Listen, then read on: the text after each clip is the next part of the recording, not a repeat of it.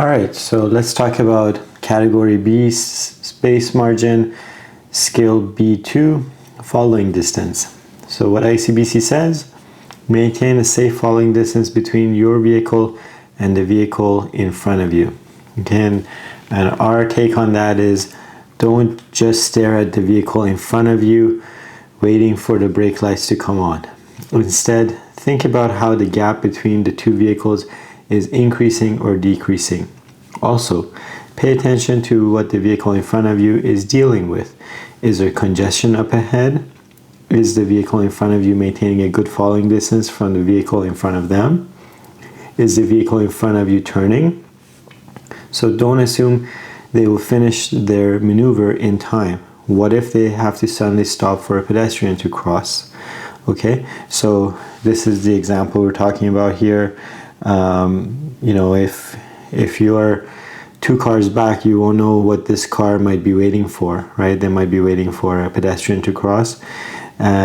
What if the car in front of you realizes late that they need to stop or slow down? Okay, does your following distance allow you to respond in a predictable way for the car behind you in the event of a sudden stop of the vehicle in front of you, right? So it's like a chain of events. There might be a car up ahead here waiting. They were going to make a right turn, but they see the pedestrian late, so they do a sudden brake. They shouldn't, but if they missed it, they will. And then the car behind them is surprised by their sudden brake. They slow down, and this is you. If you're not paying attention to what's happening up here, you might follow this car and suddenly brake with them, and then the car behind you might not be paying attention and rear end you. So by paying attention to what's happening in front of you, you might be able to slow down sooner, leave more space here, and because you're slowing down sooner, it's less likely that the car behind you will rear end you because of an unpredictable maneuver.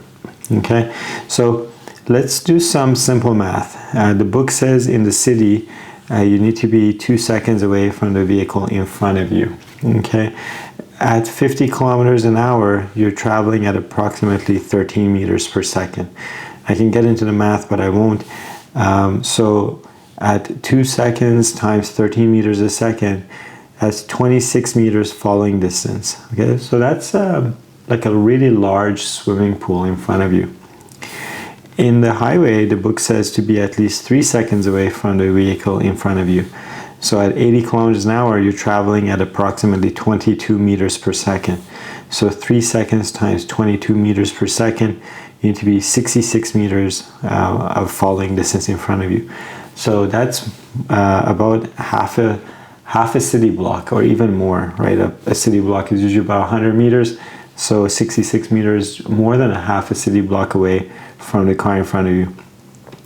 And you gotta ask yourself, how many people do you see on the road following that recommendation or requirement, right? In the city, I see people following as close as 2 meters or 3 meters or 5 meters from the car in front of them. But you need to be a lot further back than you think you need to. And when I tell this to students, they're sometimes shocked. Sometimes they can't quite understand what 26 meters is, but when they're following another car and I say, you need to be like twice as far back or 3 times as far back, they're like, really? That far back? I thought I was following a good distance away, right? And so if none of these numbers make sense to you, or you don't want to take out a meter stick to see what 1 meter looks like and then times it by 26 of those, then you should think of it this way, is if the car in front of you suddenly slams on their brake, will you have to do the same thing to not bump into them? And if the answer is yes, you're following too close to them, okay?